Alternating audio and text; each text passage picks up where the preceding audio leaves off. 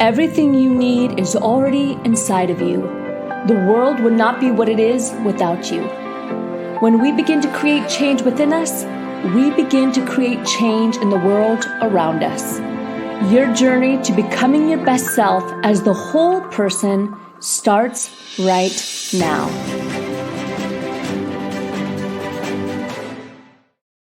Hello, and welcome to our podcast and webinar series, Become Your Best. You know, just by listening today or watching us on the Facebook page, you already made a decision. I am going to become my best today, or at least make an effort in that endeavor. I'm Lauren Sweeney, and I'm your host. Well, I'm excited to bring on our guest today, Dave Menz. It's an interesting story. Laundromat Millionaire. I know I piqued your interest. Where did we go from perhaps some poverty in the beginning to now being a millionaire and helping and support others? He comes to us all the way from Ohio. Yes, he's jealous of our California weather over here on the West Coast, but nonetheless, we are excited to bring him on, hear about his story, and have him give you some golden nuggets. Dave Menz, welcome to our podcast. Hi, Lauren. Thanks for having me. What a great Absolutely. intro. Thank you.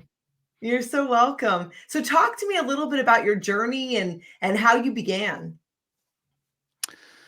Yeah, well, the quick version is that I grew up, a young kid in Flint, Michigan, which is kind of known for sort of the water crisis nowadays, but it's not a great place to grow up. I mean, good people, but a rough environment.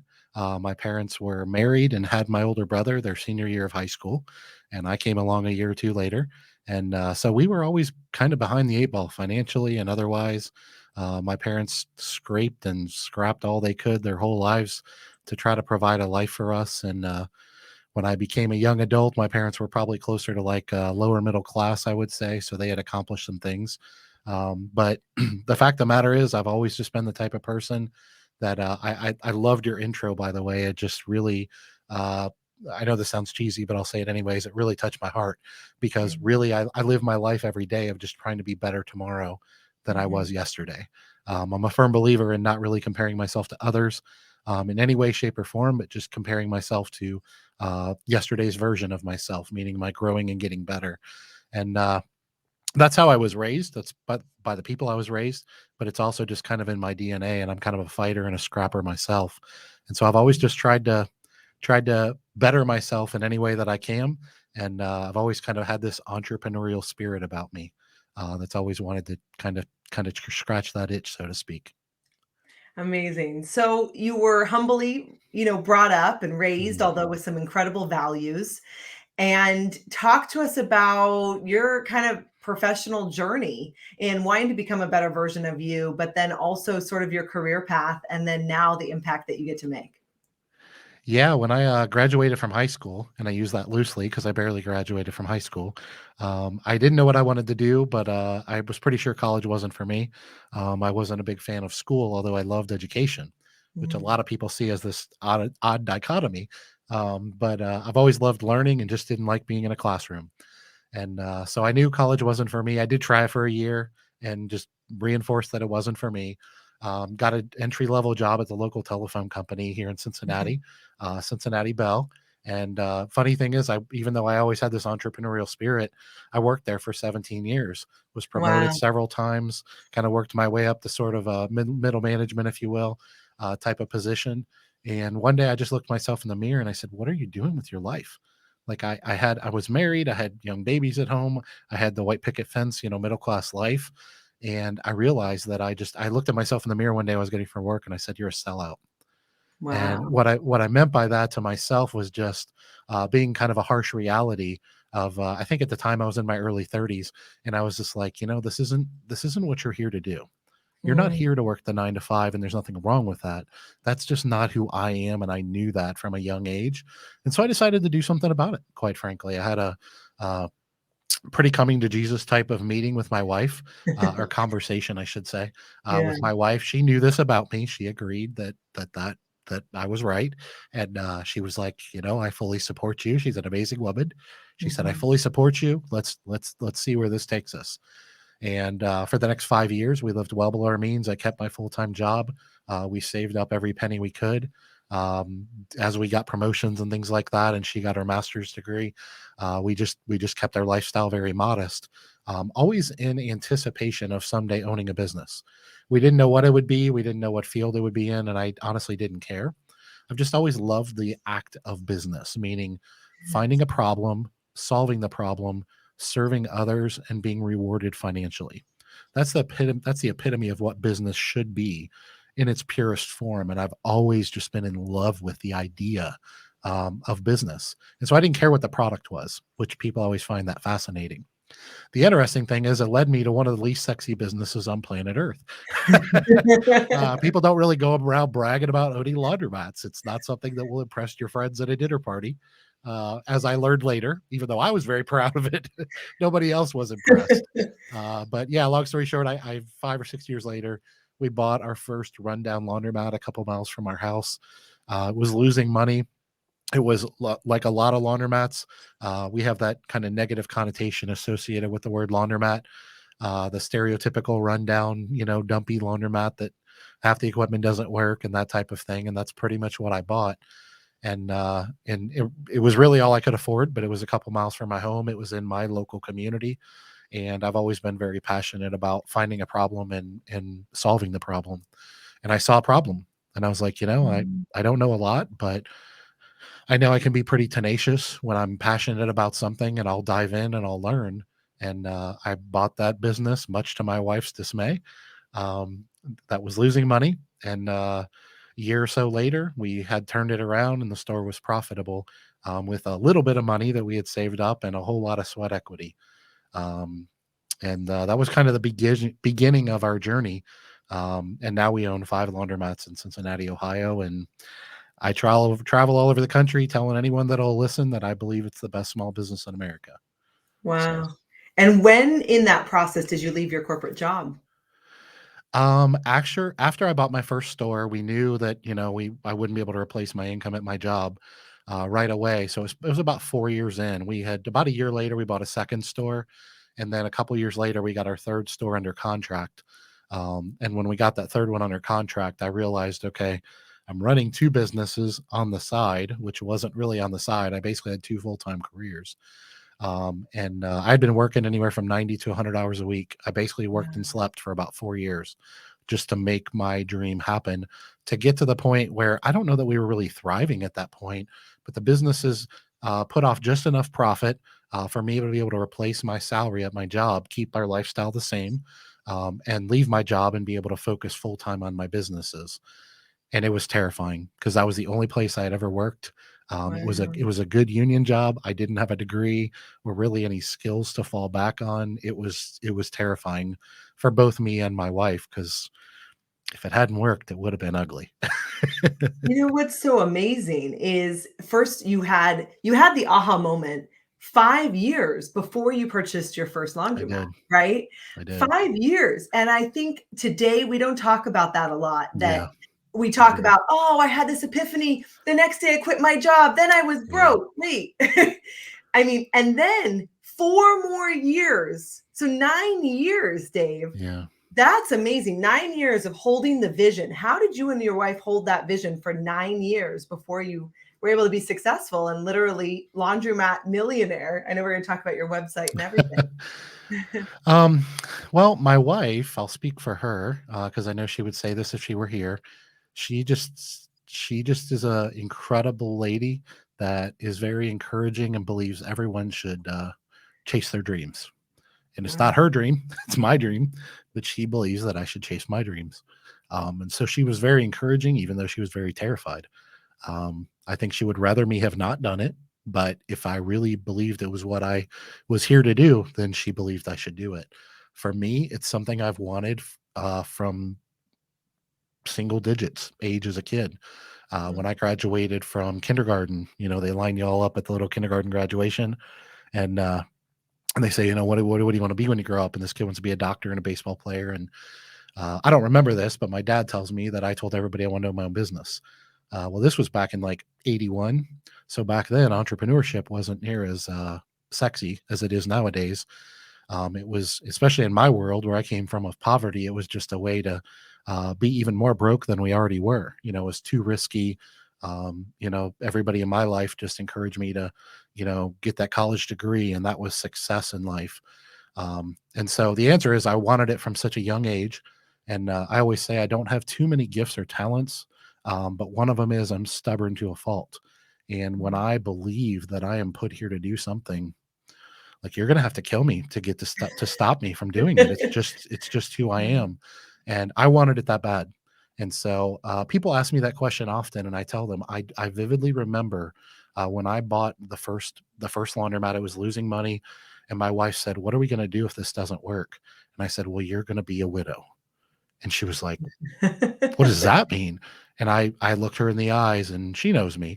I looked her in the eyes and I said, I like, there's nothing I won't do to be successful. The only lines I won't cross are something that's illegal or unethical. Mhm. Mhm. If it's against my faith or against the law, I won't do that.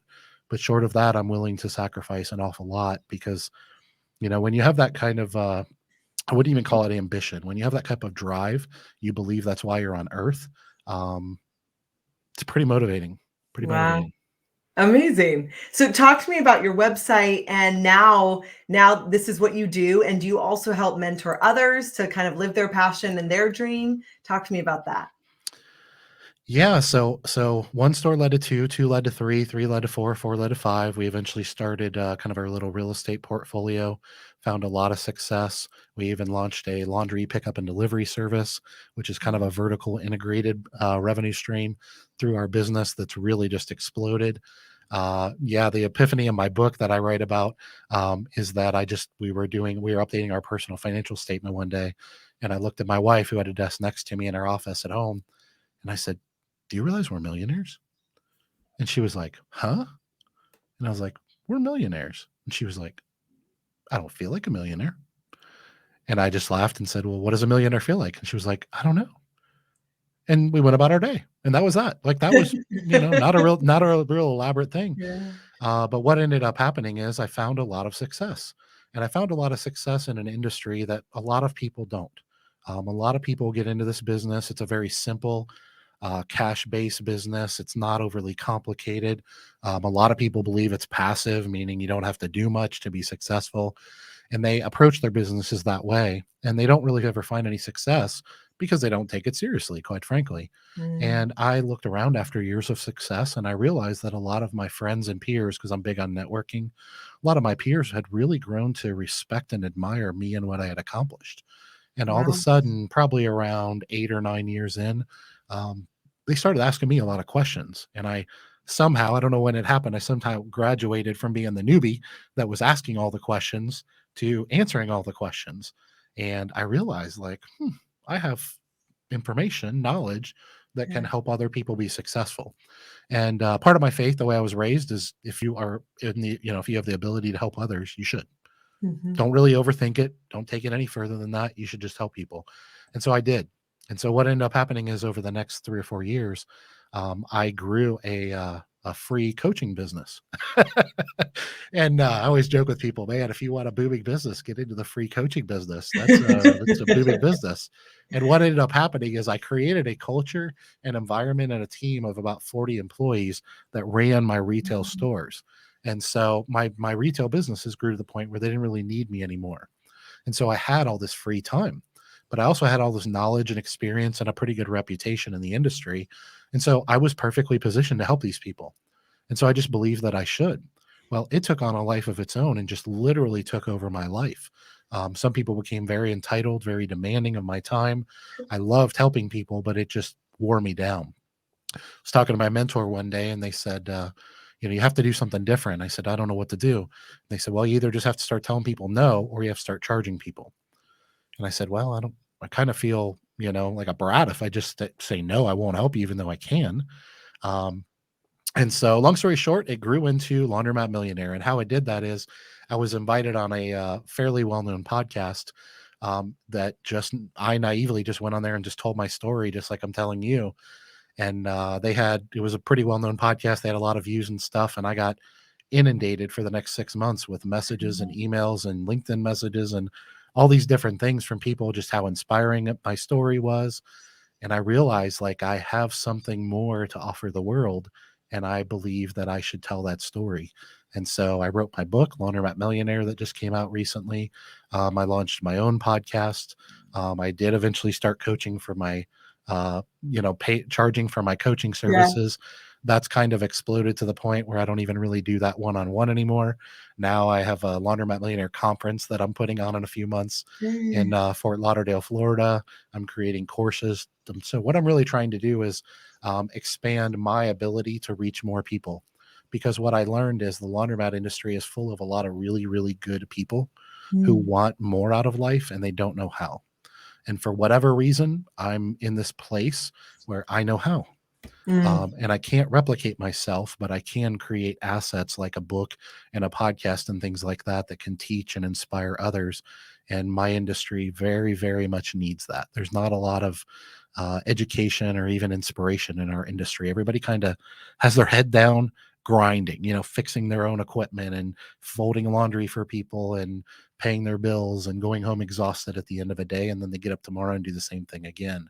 And so I'm able to teach people that, yeah, that's sometimes how you start your entrepreneurial journey, but that doesn't have to be how you end it. That there's a you can evolve over time and grow systems and processes and add layers of management and put people in place and scale your business to a point where you don't have to work in your business anymore.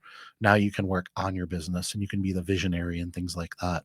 And so it's just propelled me to kind of the forefront of my industry to be what I just call a helper. I mean, I just trying to help people is all I'm trying to do.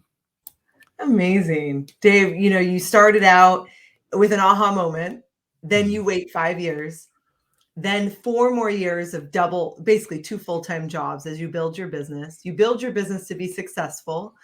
Sounds like you had an incredible community around you, including, your wife for sure. Absolutely. No And doubt. then turning around and going, I have something to offer because I went through it. I lived it. And then I want to give back to people. And then you learned I better have boundaries and either charge or say no. And you Mhm. decided I'm going to charge because I'm worth it and Yep. people will pay. And now you have a thriving business that you're able to use as a teaching model for tenacity, yet you're still so humble and you speak so confidently, yet I can feel just your yearning to help people as well follow their dreams if they want to make $1 million and contribute and be able to give back like you have. Yeah, absolutely. Well, I appreciate that. That means a lot. Sometimes I pinch myself. I don't know how I ended up here, and I don't claim to be done. I'm just Yeah. getting started, but Wow. I take the responsibility very seriously, and I Yeah. think it's the business person in me who's always studied business, read books and podcasts and stuff. And I've always believed that if you just find a problem and solve that problem, good things usually happen. Like the world's a better place because of that. Maybe in a big way, maybe in a small way. That's all I've ever just tried to do is just solve problems. And I fell Mm. in love with this industry. I absolutely believe it's one of the best small businesses in America. And I tell people that all the time. And most of them look at me like I'm nuts. And it gives me an opportunity to tell them how it changed my life. And how it can change their life. It's not for everybody. I'm not here to say that it is. But the cool thing about being able to tell my story and do what I do now is I really truly believe that 80 to 90% of all business, the lessons, the attributes that make you successful, the character traits, they're transferable from industry to industry. So it Mhm. doesn't matter if you're selling tacos or dresses or jewelry or you run a laundromat. It doesn't matter. Most of those things are interchangeable from industry to industry. And so now that's something I've become pretty passionate about as I had another aha moment is that, there's a lot of lessons in here that don't really have anything to do with the product. And so maybe I can bring value to other people's lives who don't own laundromats, never will, have no desire to. But it also just goes back to making the world a better place. And I know it's cliche, but the old "pay it forward" type of cliche is something that I get up every day and think often about because how I got to where I am is because other people did these things, because other people wrote books, because other people created podcasts and wrote magazine articles and things like that. That's how I learned because I didn't go to college. I wasn't in a classroom. I learned through those avenues and I learned through amazing mentors, amazing teachers, Mm. going to conferences, networking with people, building relationships. That's how I learned. And so a part of my story is just if I can, you can. There's not one way to be successful in life. Just find your path And more often than not, the answer to those questions is all of the above. It's usually not Wow. an either or proposition. I love that. Well, we love to ask a question as we close today, and that is, what does Rise Up for You mean to you? Rise up for me means, I'm going to try not to get emotional here, but I might. I apologize. Rise up for me means that there was a time in my life where I believe there was a ceiling on my life. And sorry, doing it. We love um, it. Hey, I the more you apologize. cry, the more money you make. The more uh, impact, really. I apologize. And and I didn't create those intentionally. It just kind of, I think everybody at some point, especially when you're younger, you believe you have parameters around your life. And then when you shatter those, let's call them goals. When you shatter those goals, um, for those of you that haven't done it yet, what happens is you realize that wasn't your ceiling. Like, I just look around, I'm like, you know what? I'm not dead. I'm still alive. That wasn't my ceiling.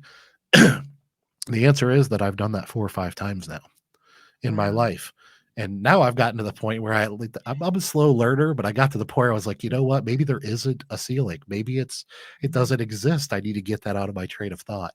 And so that's what Rise Up for You means to me, is that I just want to, I joke every day, I'm 45 years old, and we know none of us know how long we'll be here on earth. It might be tomorrow, might be 45 more years from now. But what I'm doing is running at death 150 miles an hour. And what I mean by that is at the end of my life, I don't want to have any regrets. Mm. I just want to see what I can accomplish, because I've already blown most of those things out of the water. And I really, truly believe that everybody should live their life that way. My goals and dreams aren't yours. You shouldn't chase mine, including my children. You should chase yours. But chances are you're capable of a lot more than you think you are. And so my message is really pretty simple. If I can, you can. Wow, Dave, really so inspiring. And I can feel too, like your personal growth through the whole adventure, and that you are just mostly so excited and happy that you can give back and make an impact Yeah. with your story.